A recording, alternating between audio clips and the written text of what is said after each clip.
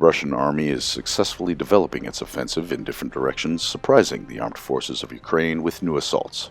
On the night of October 7th, Russian forces launched another wave of precision strikes throughout Ukraine. A series of strikes were recorded in Kiev and the surrounding region. One of the targets was reportedly the Vasylkov airfield.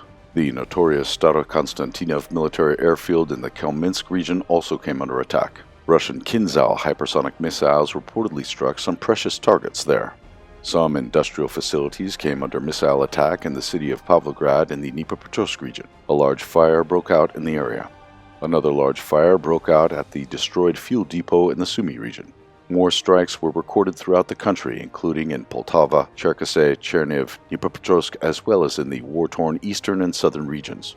In their turn, the armed forces of Ukraine targeted Russian border regions and Crimea with drone strikes. At least 12 Ukrainian UAVs were destroyed over the peninsula last night.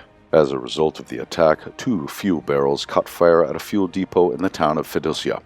Meanwhile, the Ukrainian military is reaping the rewards of its strategic defeats, retreating on the battlefields threatened with new large encirclements. Russian troops continue to advance in the Pokrovsk direction.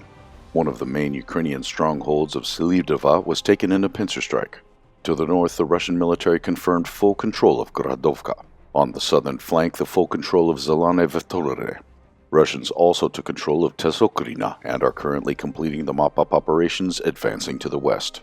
To the south, the Russian army are threatening to surround the large Ukrainian forces in the Kurahovka urban area. The Russians are grinding down Ukrainian units in a cauldron west of Nevoskoye, but the Ukrainian command does not allow the doomed troops to retreat. On the northern Donbass front lines, Russian forces advance in the Seversk and Kupiansk directions, as well as advancing in urban battles in Tadietsk. As a result of several days of bombing, Russians took back control of the ruins of the aggregate plant in Volchansk in the Kharkiv region. New surprise victories of the Russian army were reported on the southern front lines. The Russians are expanding their zone of control, approaching Velikaya Novoselka. On October 7th, a Russian assault repelled Ukrainian forces from the village of Zolotaya Niva.